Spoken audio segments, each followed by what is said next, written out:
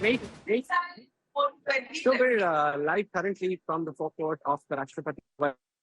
Dignitaries who've been invited to the swearing in have started one by one. And I want to show you the different people getting into position for the swearing in ceremony. We've just been told that this is the fifth time that the swearing in is taking place inside the forecourts of the Rashtrapati Bhavan. What we've seen so far from the list that we put out is largely a message of continuity being communicated to Dr. Rama within the NCP. We spoke to some BJP about a matter within the NCP for them to deal with. There's nothing that the BJP has to say about it. Yesterday we made an offer to Praful Patel to come on board as Minister of State. They have one Lok Sabha MP, but they said that they had their internal differences. They wanted him to be a minister, and therefore he couldn't get adjusted this time around. The message being sent is they would look at that candidature at some point in time in the future. At least that's the messaging that's being sent from the BJP leaders who started arriving here at the Rashtrapati Bhavan for this wedding. All right, so 7:15 is when the Prime Minister-designate Narendra Modi would be taking oath. Viewers, this would be the seventh time because third time as Prime Minister of India, and he's already taken oath 4 times as the Chief Minister of Gujarat. But right after that, and I'll cut across back to Rahul. Rahul, right after the oath taking, at least there will be a press note where we'll be given an understanding how many of these leaders have made it to a cabinet berth, how many with independent charge, and how many as MOS. You know, the big topic of conversation here at the Rashtrapati Bhavan is about the change dynamics and the management of this new government from sources close to the Prime Minister. What we are picking up is that it intends to continue with the same speed and energy. Naturally, the approach will have to be slightly different because it will require to consult with allies before political decisions are taken. But as far as his legislative agenda is concerned, they intend to push hard on the plan that's been made for the next 125 days. That's something that's being said again.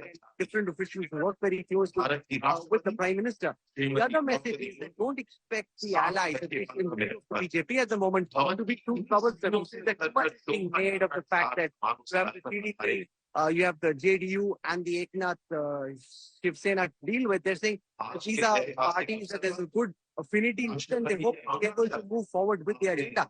The ideological agenda that the BJP may have, that might have an impact because parties like the TDP want to push ahead with which is already part of the Andhra Pradesh government promises. That's not something that they want to do away with.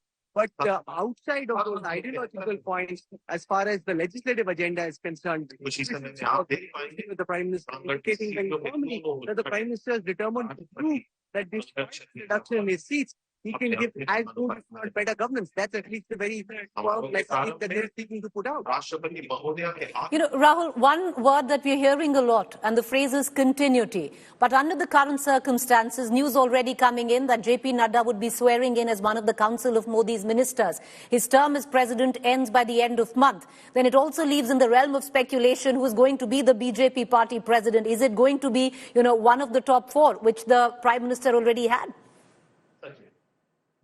I don't hear you very well. So, because there's some commentary taking place at the back, I don't have any earpiece. Just bear with me with the travails of live reportage, which you're very familiar. I can, though, give you a sense of what's happening here at the Rashtrapati Bhavan at this moment. I don't think any other network is here and able to do this just at this moment. And so that's quite useful for our viewers to get a sense of the preparations that are currently underway. I see a lot of officials who work very closely with Prime Minister Modi, especially on the economic sphere. Officials like Vivek Devroy, officials like Sanjeev Sanyal, all of them have come in and have taken their positions. Now remember, both the Janata Dal United and the TDP have not been very opposed to economic reform. And so that's not something that they've had opposition to. And therefore, the Prime Minister hopes and his team hopes that the reform agenda of this government can continue. It may not be as slam bang as it used to be in the past, but directionally, they hope that they can continue with that kind of a legislative agenda. Rahul, also a lot of international leaders as well, if you can hear us, today will be present at the Rashtrapati Bhavan, witnessing. प्रधानमंत्री जी द्वारा आसन ग्रहण करने के बाद Okay, so right above us, there you see on your screen right now, preparations going on for all the ministers to be seated. So you can see that on your screen right now. That's where all the ministers will be seated in a short while from now. I see all the officials from the Prime Minister's office. A lot of the governors have started coming in, senior bureaucrats have started coming in, and they're taking their position here at the forecourt of the Rashtrapati Bhavan. The good thing, the merciful thing is, it's not that hot. You know, I would have imagined that it would be terribly, terribly hot because we're in the middle of June. They've got to be kind. Here they've got these mistpans. So I show you these mistpans. They have these mistpans. Mistpans are quite useful. And that apart, just the last couple of days, it hasn't been so hot. May, it's supposed to be one of the hottest months in 36 years. That's the story I was reading. But all that aside, right now, it's not that hot in the forecourt of the Rashtrapati Bhavan, and that's a big relief for all those who've shown up here for the third swearing in of Prime Minister Narendra Modi, who's incidentally never lost an election, but in the circumstances that have been presented by the Indian voter, now has to deal with the reality of a reduced mandate. You know, the dichotomy, Rahul, is it was one of the hottest, or rather the hottest election ever, both in terms of temperature as well as political temperature. And suddenly it's cooled down when the oath taking is taking place today. Interesting.